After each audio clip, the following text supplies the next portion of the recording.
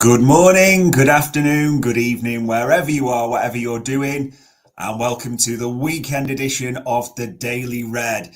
It is Sunday, the 17th of November, ladies and gentlemen. 1 week. Just hold on that final week until the Reds are back in action and they are playing Southampton at St Mary's. And in between then, there's a little bit more international football. Contract news. We know we're all hoping for that, etc. But here to take you through everything, it's me, Dave Davis, coming to you from a sunny but freezing ass cold Edinburgh. It's that time of the year. The cold snap has hit most of the UK. Feel free to like and comment.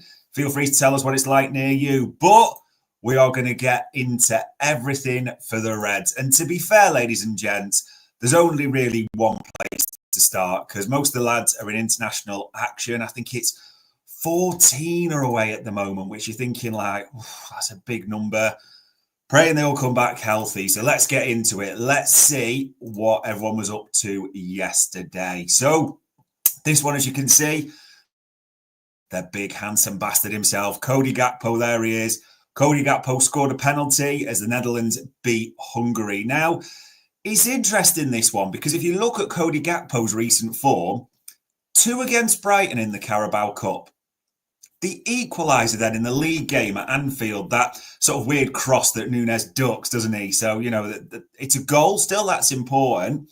He then gets the header against Leverkusen. So that's 4 goals in 3 games. And even with Villa, he only comes on as, I think, for 25 minutes or so for Diaz late on. And he gets a pen last night. So that is 5 goals across kind of his last 5 games. Not kind of, it is, isn't it? Factually. I saw a tweet this morning. I saw it on Blue Sky as well. What more could Cody Gakpo do to get in the team? But isn't it just great at the moment that Cody Gakpo's firing and Luis Diaz is in the form he is? I mean, left wing for me, the strongest options, if you want, within the squad. But so many doing well. But I just wanted to call it out with Cody Gakpo. So this is from the official site.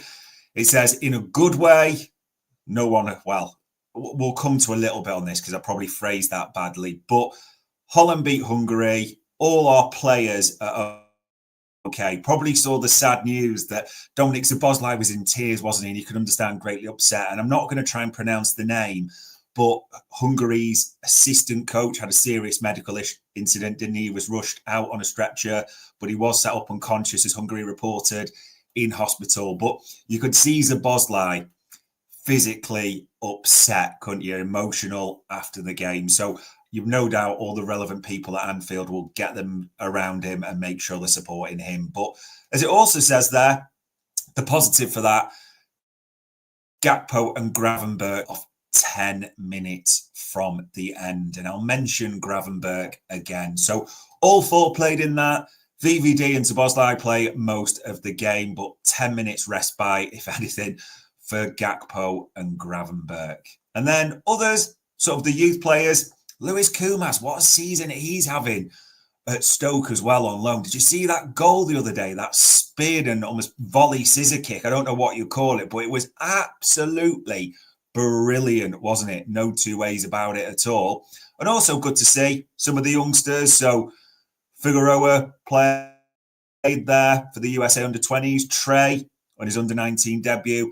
And Trent Kone Doherty. So quite a few of the youngsters there doing the business. But a couple of other things just want to call out from international duty, because if you look at the games yesterday, forget this sometimes, don't we? When we look at Georgia, Mamardashvili played. Yeah, the boy, our boy, on loan at Valencia for the season. He stayed there, didn't he? So that was that, as well as the Holland-Hungary. Now, what's on the docket today? Kind of mentioned this yesterday, but this is quite pivotal as well. England-Ireland. So Queeve, Curtis and Jarell Quansah. Probably thinking starts. 2 out of 3 of those will definitely start, so fingers crossed they're okay. I mean, we all saw Curtis's back heel the other day, didn't we, for the goal against Greece.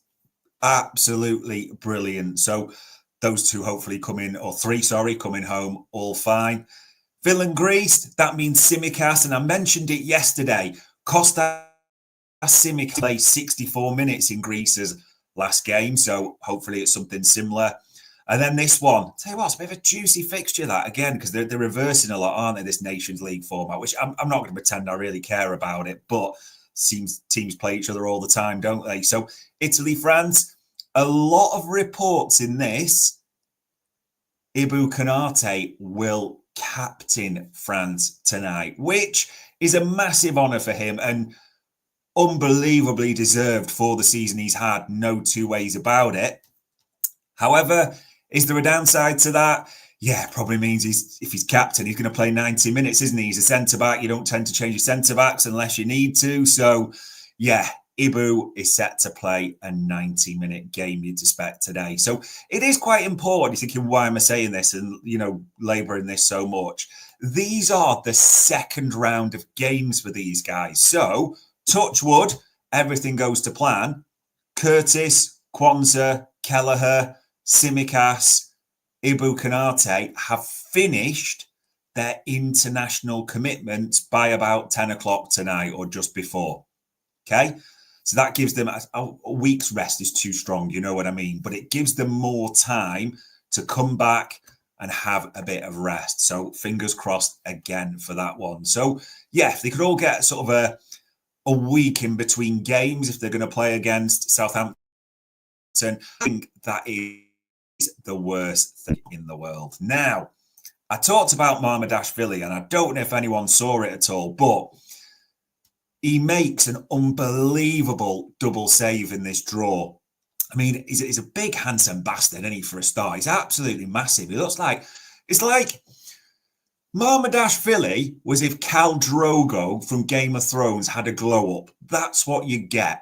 You know, if he had like a shave and got stylist in, that's what you get. I actually am dangerously saying this. He might even be more of a handsome bastard than Alisson Mamardashvili, but he's an absolute unit. And watch this double save at the end of the game.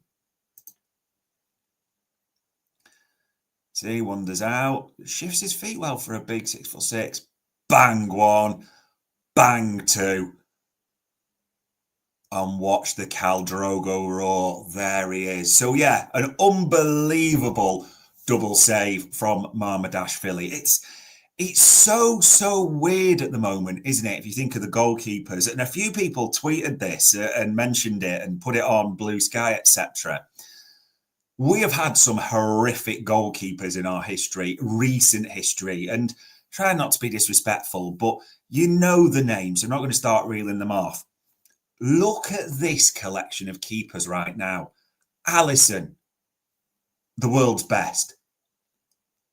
Caoimhin Kelleher. I mean, it almost feels wrong to call him a number 2 Kelleher because he's been absolutely brilliant. I mean, he made the penalty save for Ireland the other day as well, didn't he? Absolutely amazing. I mean, why other teams aren't looking at him, they are now. They might just have finally woken up to him, and he'll only have a year left to go in the summer. But again, absolutely brilliant. Then you've got Yaros, who's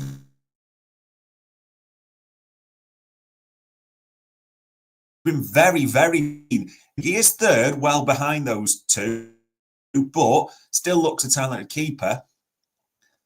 And then the 6'6" Georgian Khal Drogo is set to come in this summer as well. I mean, you saw those say, just in case you come into it late, let me play it for you again, people. So this is the double save he makes on, or late on, for Georgia against Ukraine. Bang one. Look at that. Bang two. Moves his feet, shifts well for a big 6'6", and look at that happiness. Yeah, so that kept it a 1-1, as it says there, for Georgia. Again, feel free to comment what you think of the goalkeeper situation, because I might just come back to that in the near future as well. Let's have a look at everything that is going on the website and the latest stories on AI. So a couple I'm going to delve into.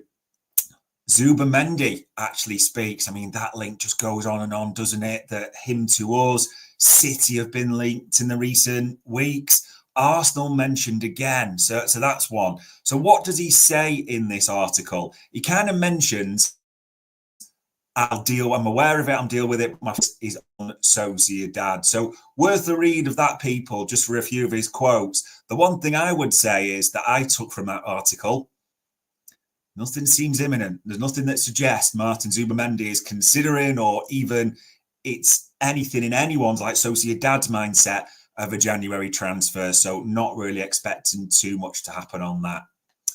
Ben Doak, I mean, he was sensational the other night. So that is worth the reading. There's a few good points sort of called out in that article. Seeing even suggestions today, Premier League clubs might be looking at Ben Doak on loan for the second half of the season, trying to almost end that Middlesbrough one and get him into the Premier League. What do you reckon to that, people?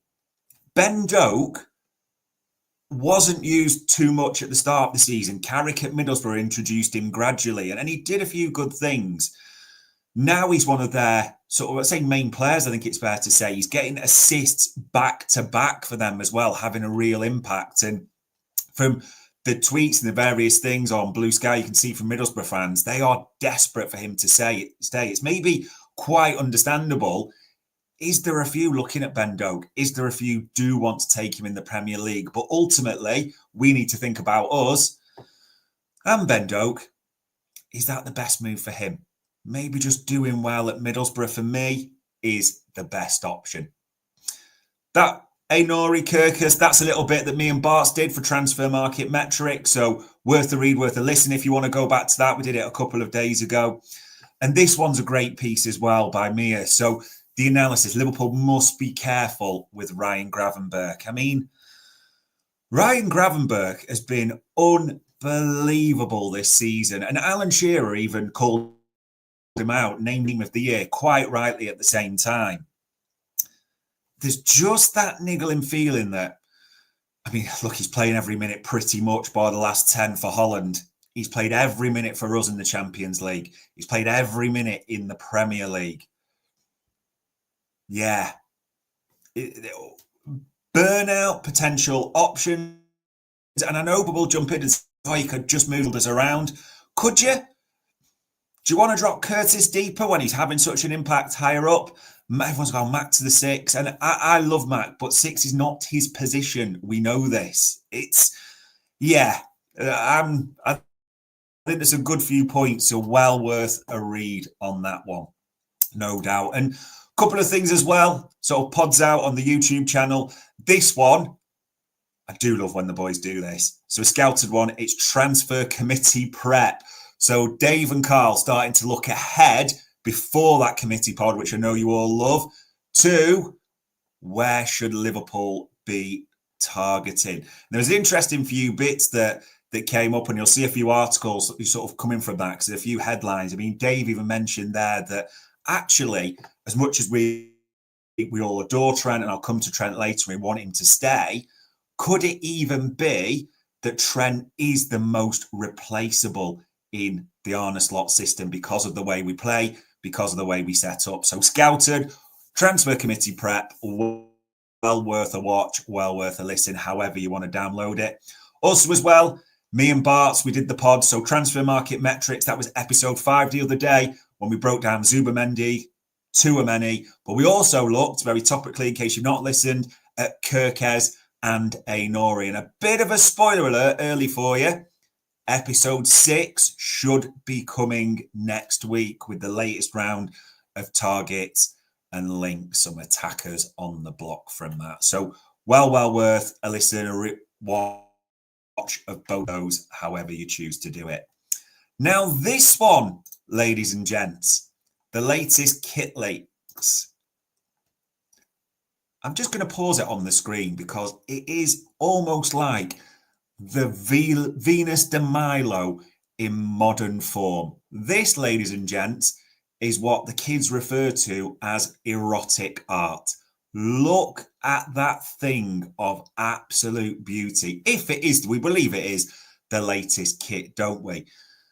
So the new one that's doing the rounds, I'm sure you may have seen this video. Just in case you're not, I'll play it for you. But the 3 stripes, the sort of singular collar, but then the white finesse layer with the 3 stripes, the liver bird, standard, just almost as well you can see I don't know if you call it the go faster holes or whatever you want to call them, but it breathes. It'll be called aerodynamic. Who gives a shit? It is fucking amazing, this kit. So let's see it unveiled in all of its beauty. I might even just need to watch this twice, people.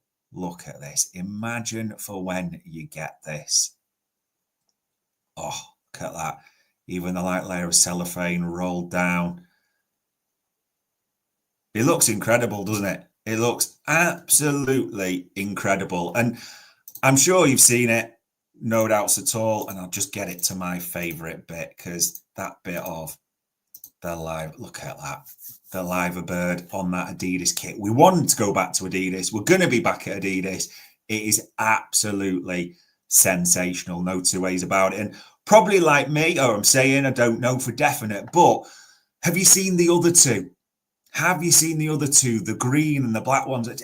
They just look sensational. I am genuinely, and I'm a grown-ass man and people can say what they want. I don't normally buy the kits, to be honest, but, you know, it is what it is. I do like the look of these three. I think Adidas are going to bring us right back in business. So fingers crossed for that one. And the only other point, and let me almost chat through this. Now, I'd love people to genuinely get your take on this. The contract situation is rumbling on. Everyone knows about the big three. Everyone's got their thoughts on the big three as well.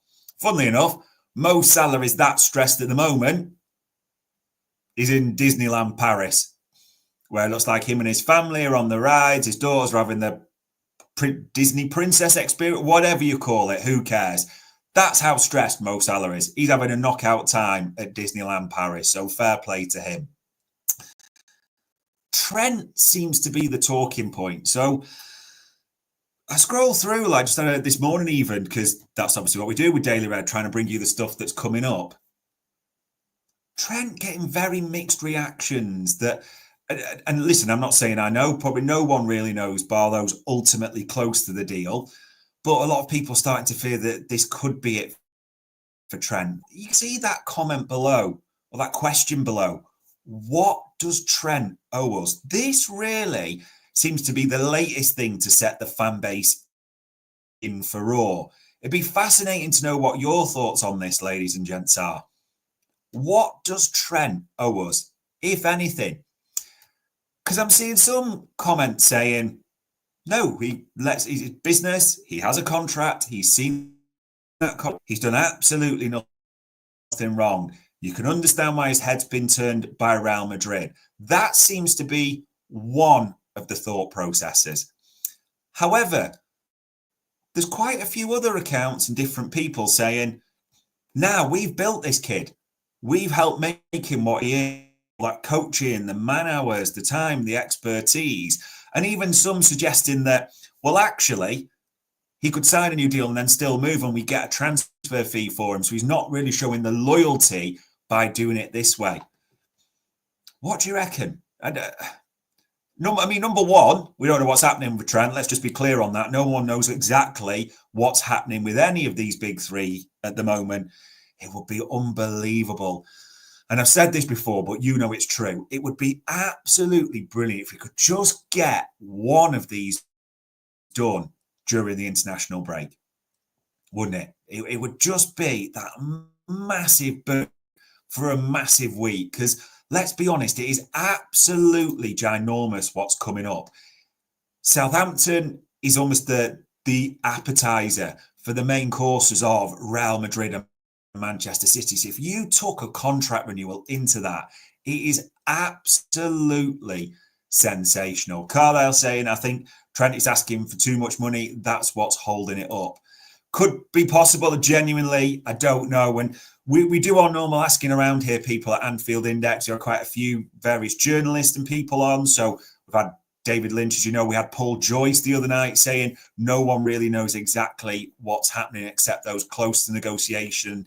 People talk about length, and Trent's the one I've seen where people are suggesting that he wants the club to show ambition, which is difficult to put something quantifiable, like what's tangible by that. Is it that the other two have to sign? I don't really know. But yeah, That's an interesting question to think about, people, at the moment. What does Trent owe us? And it's one I will be putting to David Lynch tomorrow on Media Matters. So, sort of finishes off on this one. What is coming up during this week? Well, we've got Media Matters tomorrow. Again, we've got Scouted Out, so well worth a listen with Dave and Carl and their prep for the transfer committee.